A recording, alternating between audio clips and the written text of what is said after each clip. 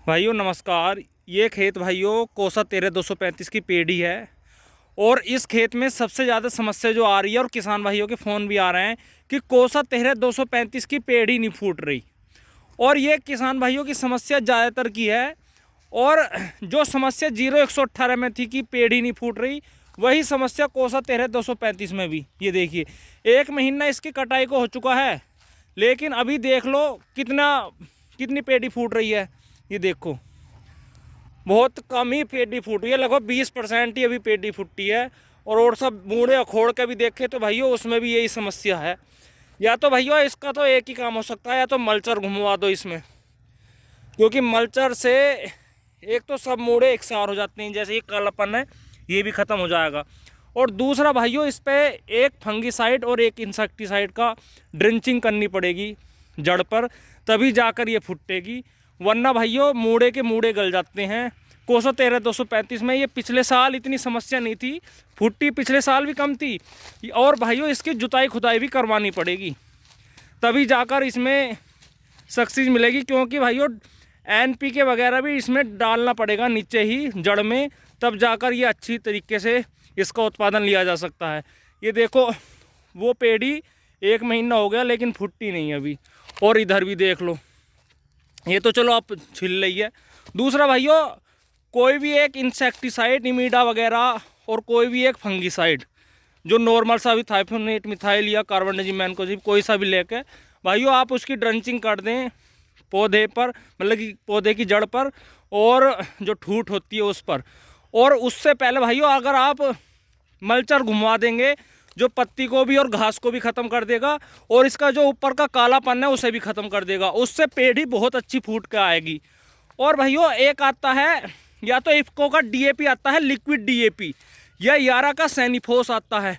भाइयों इनमें से कोई एक लेकर, और या आप इफ्को का DAP लो जो लिक्विड DAP आता, या यारा का सैनिफोस लो।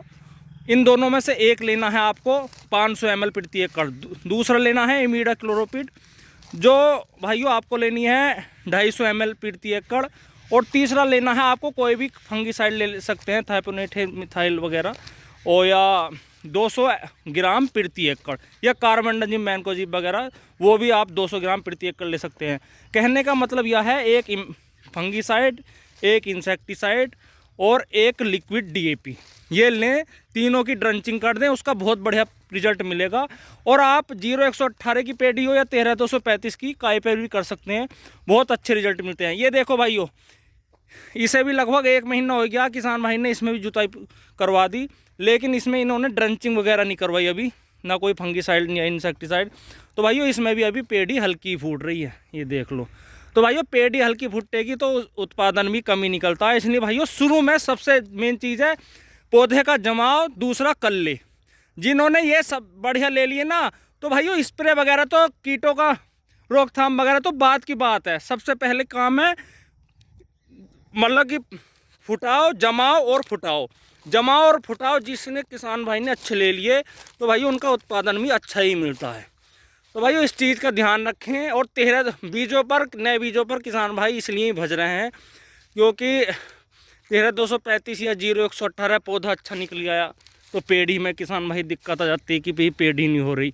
और भाइयों ये देखिए जो 13-235 की ये खेत जो है किसान भाई का, जो 13-235 बंधाई करवा दिया था उसका उत्पादन कम आया, और जो खुला है जो बंधाई नहीं करवाया और गिर भी गया था उसका उत्पादन भाइयों ज़्यादा आ रहा किसान भाई का 13-235 में।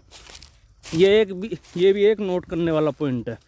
और दूसरा भाइयों इस चीज़ का ध्यान रखें, बहुत अच्छा फुटाव आएगा, लेकिन आपको मल्चर आपको जरूर चलवाना पड़ेगा। मतलब कि निराई गुड़ाई आपको पेड़ी की भी अगर अच्छी तरीके से करेंगे तो पेड़ी का फुटाव अच्छे तरीके से आएगा। इस चीज़ का ध्यान रखें। जिन किसान भाइयों के सामने ये शिकायत है वो तो इस चीज़ मतलब पेड़ी नहीं फूट रही, तो वो किसान भाई तो इस चीज़ का विशेष ध्यान रखें। तो भाइयों आप भी ज़रूर बताएं आपके यहाँ पर 13-235 या 0118 में पेड़ी की शिकायत तो नहीं है फूटने में, या आप क्या काम करते हैं जिससे कि पेड़ी अच्छी फूटे, कमेंट में बता सकते हैं। और वीडियो को लाइक शेयर करें, चैनल को सब्सक्राइब करें। धन्यवाद, नमस्कार।